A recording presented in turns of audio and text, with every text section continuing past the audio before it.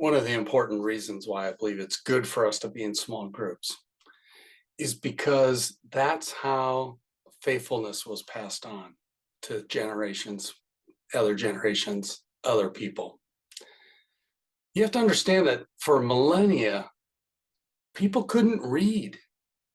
Literacy is really only 100-year phenomena. So it's not enough to just rely on reading the Bible, going to church, watching sermons online. This is not really how you pass on faith.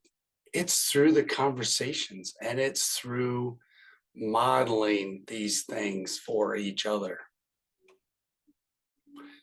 This is the important part of small groups, that we're meeting together, we're sharing our faith, we're learning from each other, we're teaching each other.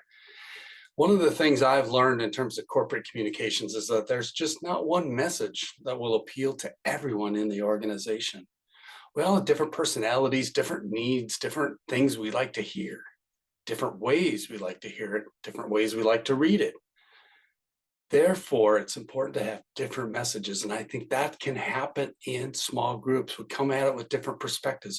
Perhaps I don't speak the right words for you to hear what you need to hear, but someone else can. Sally can, Joe can, Ralph can, Veronica can. That's why we meet together in small groups, so that we can hear from the Spirit, share what we're hearing, and perhaps that's the way we hear something new from the Spirit.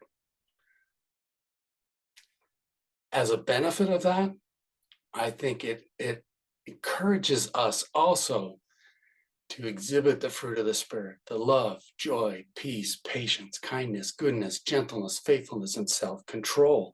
And when we express those things, when we live those things as a small group, then we see the benefits. We get the encouragement, we get the laughter, we get the edification or the teaching, the growing, the challenge, and all those things. This is how we build the kingdom, through small groups. Our church, the church I attend right now, is fond of saying we're not a church with small groups, we're a church of small groups. And so it's with that in mind that I think I've stolen this from my wife, who at one time was in charge of the small groups at our church, that we see the roots of the small group and then we see the fruit of the small groups that show up as these things. I encourage each of us to get into a small group, hear the word of God that way, model it for each other, learn from each other, see how they apply these things at work, at home, in their neighborhood. That's how the kingdom is built.